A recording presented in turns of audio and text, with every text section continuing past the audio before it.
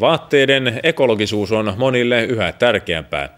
Halpoja valmisvaatteita ostetaan harkitsematta ja heitetään usein käyttökelpoisina kaatopaikoille.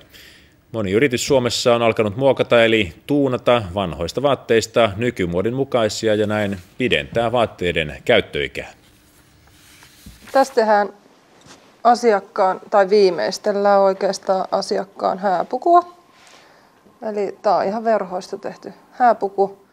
Remake Ecodesignissa virttyneestä neuleesta tai jotain muodinmukainen bolero tai kutistunutta mekkoa levennetään keittiöpyyhkeillä. Vanhoista vaatteista voi tehdä pienillä muutoksilla taas sopivia ja trendikkäitä, mutta useimmiten vanhat tai epämieluisat vaatteet lentävät kodeissa roskikseen.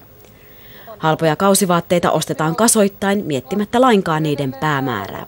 Mä voin sanoa, että jos ei me tälle asialle ruveta enemmän tekemään jotain, niin me hukutaan siihen tekstiilijätteeseen aika pian.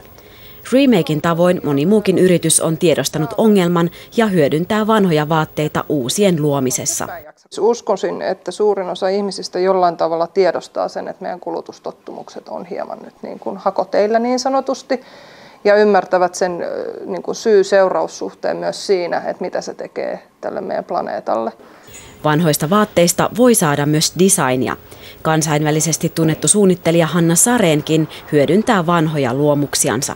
Me haluttiin jatkaa tuotteen elämänkaarta ja me dokumentoidaan tämä tuote, kun asiakas tuo meille vanhan tuotteen, Hanna Saren tuotteen, ja se valokuvataan, kerrotaan tämä tarina, mikä hänellä on siitä kerrottavana.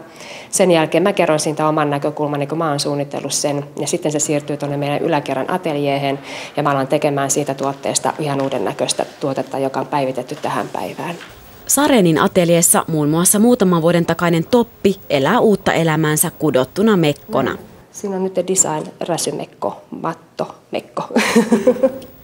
Suunnittelijat kannustavatkin hyödyntämään vanhoja vaatteita ja käyttämään mielikuvitusta.